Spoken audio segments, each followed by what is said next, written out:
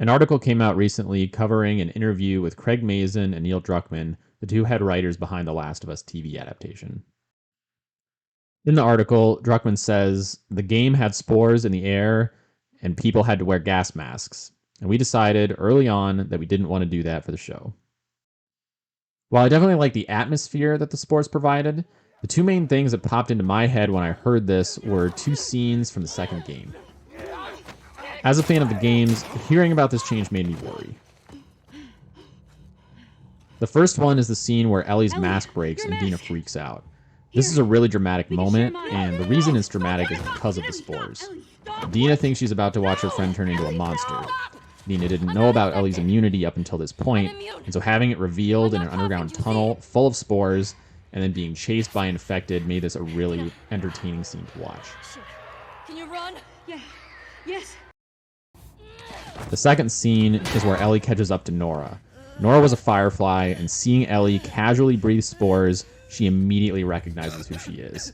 This gives such an added weight to this scene, because it isn't just about Ellie tracking down Abby for revenge, it's about Ellie's past, too. You're breathing spores.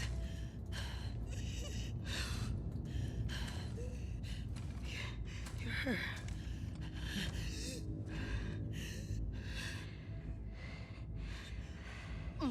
You firefly?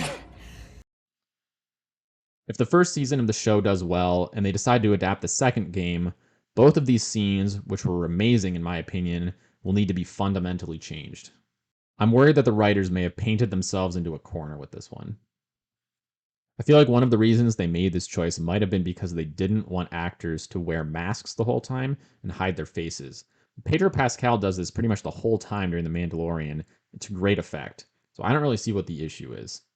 They also could have just redesigned the masks so that it shows the person's full face and not obscuring their mouth and nose. In the interview, they try to offer some rational explanations for this choice, like that if there were spores, literally everyone in the world would have gotten infected and died already. One, just because there are spores in the air in some places doesn't mean they're going to be everywhere. Two, fungus has spores, so I think that having spores would be more rational and make more sense in the world. 3, even if not having spores makes the most rational sense to create the world of the game, I think that the spores make it a better story because of the awesome scenes in The Last of Us Part 2. Even if not having spores makes it more realistic, which is a big if, I'm totally fine with writers fudging a minor detail like that if it gives us these really gripping, character-driven moments that we see in the second game. All this being said, some initial critic reviews have already come out, and they are pretty positive. I'm definitely looking forward to this show, and I really think they're going to do the adaptation of the first game justice.